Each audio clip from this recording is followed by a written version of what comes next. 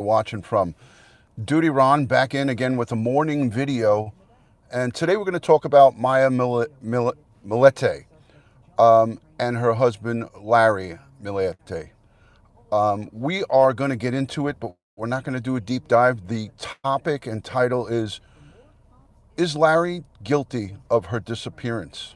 And it's going to be a very short answer. We're going to give that short answer in a few. Guys, if you're not yet subscribed, please hit that subscribe button, hit the notification bell, so you will get all things DutyRon when I go live or when I upload another video. Guys, I want to say a special thank you to my Patreon supporters, my channel members, and all of my excellent community members who positively interact in all of the live streams that we do. I greatly appreciate each and every one of you, my moderators and everybody. Good morning, good morning. Hi, Beth. Hello. Black Rose, good to see you. Hello. Mary, good to see you. Night Owl. Tim Acosta, thank you for checking in. So, briefly, guys, I just want you to know that my good fellow retired law enforcement professional, Chris McDonough, over at the interview room, has been doing a bang-up job with this case. And not only this case, he's handling the Suzanne Morphew case and a couple of others. But he has Maya's, they call her May for short, May's sister and her husband have been on his live stream. So if you want to see really detailed information about this case, go on over to the interview room, Chris McDonough, and check out his stuff. But this is a very intriguing case because it mirrors quite a few others that we've spoken about, that we talked about. It mirrors some of the other cases. Like, it's very narcissistic, controlling behavior on the behalf of Maya's husband, Larry. He tracked her every move. He followed her where she went electronically. He was very controlling and a very jealous, appeared to be a very jealous kind of person. So this case intrigues me because it mirrors a little bit Chris Watts-esque, the narcissistic type behaviors, the controlling kind of behaviors, the nonchalant and non-caring. It reminds me also too of Trezell and Jacqueline West on how they really didn't care about their boys once they were reported missing. The same thing with Larry. He retained an attorney just a month after the January when Maya was reported missing. He retained an attorney, and he also had, according to the Chula Vista Police, has been cooperative, but has not been out on any of the searches and things of that nature. But what really gets me with this one is that, you come to find out that this guy was tracking her movements through an iPhone app or some type of tracking app, tracked all of her expenses, everything that she purchased. He even went as far as looking into her work and seeing, making sure that there wasn't males at her work that possibly could be engaging with her. That's a clear and concise sign of somebody that's controlling. So Friday morning thoughts on the this case. In a nutshell, I feel that Larry Millete is responsible for the disappearance. I'm going to be driving, so I'm not going to be looking at the chat. I'm going to be driving because I'm on my way to my office. I feel Larry is 100% responsible for the nefarious activities that led to Maya's disappearance. Now, people might say to themselves, DutyRon, why do you come to that conclusion? Now, I come to that conclusion for many different reasons, but the main factor, the main reason I come to that conclusion is, sorry about the bumpiness, the reason I come to that conclusion, my main reason, is his lack of interest. Once his wife was reported missing, his lack of interest did a complete turnaround. In other words, no longer was he interested in tracking her or finding out where she was. And, the search warrants that were conducted, and just recently there was a search warrant conducted by the Chula Vista Police Department, and kudos to the local, state, and federal authorities who work all of these cases, and they work these cases tirelessly. Why do they work these cases? Because part of our job is to bring evil to justice and to get to the bottom of what is going on. And I want to say during National Police Week, support and respect to my brothers and sisters in blue who do God's work on a daily basis. We had 3 police officers here in New York City in the last week shot doing their jobs. So I want to just say kudos to the law enforcement on a local, state, and federal level. And, Larry, I feel, and this is just my opinion, and I'm sure others feel similar, Larry Millete will be arrested in not such long period of time. I feel that they are getting close with all the activity that's going on and all the search warrants being conducted. And these guys they are working behind the scene tirelessly to build a strong case. Just as we saw in the Suzanne Morphew case, the Chaffee County Sheriffs, the state and federal partners worked together to take down Barry Morphew, Barry Larry. There was the similarities there. To take down Barry Morphew in under 365 days. I think it was around 360 days to be exact. They worked tirelessly behind the scenes, but we, as civilians, were pointing fingers at them and saying, why? Why aren't we hearing about this? Why aren't we hearing the details? And the same thing holds true in this case. We're not going to hear specific details about what they're doing, and it's for good reason. But for those of us that don't understand the law enforcement process and how the judicial system works, we get frustrated, we get pissed off, we get angry, and we start making comments that are a little bit hasty. They're a little bit premature because the human nature, we want answers right away. Hey, how could a mother of 3, a little shrimp, a little short, little harmless woman, all of a sudden just disappear one day? Just poof, she's gone with the wind. Okay, we had the neighbors' audio recording of potential gunshots. I listened to that audio. Now, I received dozens and dozens of emails and requests from you, my subscribers and friends, to cover this case. But I saw how great of coverage that was being conducted, i.e. the interview room and Chris. I was following it through him. And you know what? I said to myself, I'm not going to chime in on this one because there's so much going on. I'm going to just watch and listen in the background and see what's going on. But I really feel strongly that the police are getting close, and it may be a month, it may be 2 months, it may be 5 months, it may be a week, it may be a day. But I feel that we are going to see something in this case. There's going to be some movement. I could just feel it in my bones. And again, like I said, this guy reeks, Larry Millete reeks guilt, everything about him.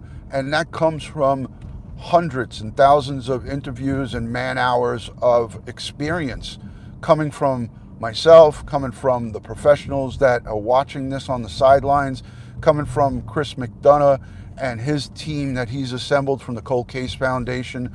Again, I'll link his channel down below in the description. But yeah, I mean, this is a guy, and again, I'm driving, so I'm paying attention to the road. These are just my thoughts, and I'm doing this for a lot of my Patreon subscribers, and a lot of people who subscribe to my channel have asked me to just chime in on it. So Friday morning thoughts on the way to work are some of the best thoughts that you have in your mind in the morning. Our minds are fresh from a good night's sleep.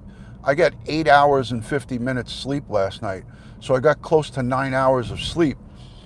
I got a nice, good, clear head right now, and what better time than morning thoughts to put out some of your thoughts on a case. But again, like I said, his control of Maya while they were married, and it all came to light after an investigation and interviews with family members and things of that nature. His activity, that was not a healthy relationship. That is not a way a man and a woman that love each other and that are married are supposed to act. I could tell you this because I've been married, as you guys know, 30 years. Yes, I look out for my wife's personal safety. Yes, I worry about my wife, and I tell her when she goes out the door to work in the morning, like she left this morning, I kissed her goodbye and I said, be careful. Now, be careful means just be careful with everything. I tell her I love her every time she leaves, but after she leaves, I'm not on my phone tracking where she is. I'm not asking her, hey, what did you buy at the store today? I'm not interested in checking up on her because A, I trust her, and B, that's my life partner. You know what I mean? That's not how a healthy relationship's supposed to work. You're not supposed to be, spying on your better half. Again, at the end of the day, folks, these are my opinions and my views when it comes to things like this. But this is a guy who really reeks really nasty, nasty intentions. And all the guns that they took from him, he was, he made the excuse. This is another thing that reeks 100% guilt, and that he's trying to cover his tracks. When he was asked by the police, when that weapons were taken from him, and he said, "Oh, I was at the range shooting this week." That was his way of trying to justify if they found gunpowder residue or evidence that he was shooting recently or had shot his weapon, i.e. in possibly the disappearance of his wife, that he would have justification why he had gunpowder residue on his trigger finger or his non-shooting hand or his hand, because he said he's been going to the range lately. Now, you can bet your bottom dollar that law enforcement has asked him, what range did you go to? And they're going to backtrack the security cameras from that range. And this is all stuff you won't hear about. It's not going to be out there, but they are going to verify and re-verify everything that he said, anything that he said, and everything that he said before he lawyered up and even after. Now, a lot of you guys don't understand is that when someone lawyers up with a lawyer, that doesn't mean that they can't get questioned. It just means that when they get questioned, the lawyer is present. Okay? So investigators and detectives who are working a case and someone gets a lawyer, that doesn't mean that that person is now immune from being questioned by the police. So let me make that clear. If you obtain counsel, that doesn't mean that you are not going to be questioned by police. It just means you will be questioned with an attorney present. Okay? And then the attorney can fight for the reasons or justifications of why you want to question their client. So everything has to be obviously dot your I's and cross your T's, but it doesn't mean that scumbags like Larry Millete and Trezell and Jacqueline West, because they're lawyered up, that they can't get questioned by the police, by investigators. That is an old wives' tale, so to speak. And please don't crucify me for that terminology, old wives' tale. It doesn't mean anything bad against women, but it is an old wives' tale, if you will. Let me look at the chat because I'm at a red light, and then I'm going to wrap it up. AJ says his projection of his own insecurities onto Maya by monitoring, tracing, controlling dictates his rules and regulations. There you go. AJ, about justice, I couldn't agree with you more. Hi, Flossy Life. Good to see you. Good morning. I'm at a red light so I could pick up. Yes, Watcher. Yes, Black Rose. Thank you. Hi, Ruby Red. Good morning. Good morning. It is sunshine. Sunshine. No offense taken by Jeep Girl. Now I can continue my day and not worry. Jeep Girl has given me the blessing. She's given me the Our Father and all the good stuff. She's given me the amen. Amen to that. Thank you. Hi, Ali Maza. Good to see you. Mary Fisher. All right, the next red light that I get to is going to be a long one. So when I get to that, I will say hello, and then we will say goodbye. So, again, you're going to hear me right here on this live stream. I encourage you guys to leave comments down below in the comment section on how you feel. Larry, you're going to hear it here from me. DutyRon, here's the question. DutyRon, what do you think about Maya and her husband, Larry? Do you think he's guilty? That is the questions that have been posed to me. And here's my answer. Yes, he is guilty for her disappearance. He is going to be arrested. It's just a matter of time. We need to be patient. But Larry Millete, hold on, kids. Hold on. It's coming. It's coming. Hold on, kids. Larry.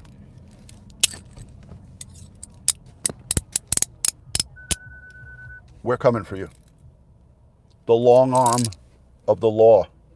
The long arm of the law is going to reach out and grab Larry. We're coming up on the long red light. I'm getting to it. And when I get to that red light, I'm going to shower you guys with some love. So let me know where you're watching, city and state or country. I never really go live like this early in the morning, but let me know where you're watching from, city, state, or country, so I could say hello to you and to all here in the chat. Near Flint, Michigan, Sydney, Australia, Pittsfield, Massachusetts. Love the clicks. Upstate New York. Hi, Gemma, UK. Good to see you. Evelyn, Peru. I'll give you some more clicks.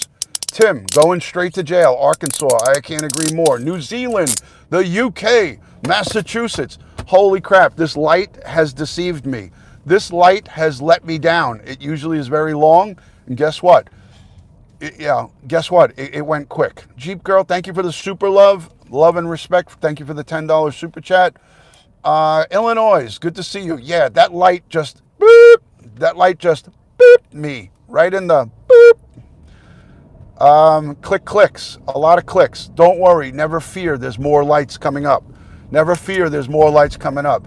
Thank you for everyone participating in this live interactive chat.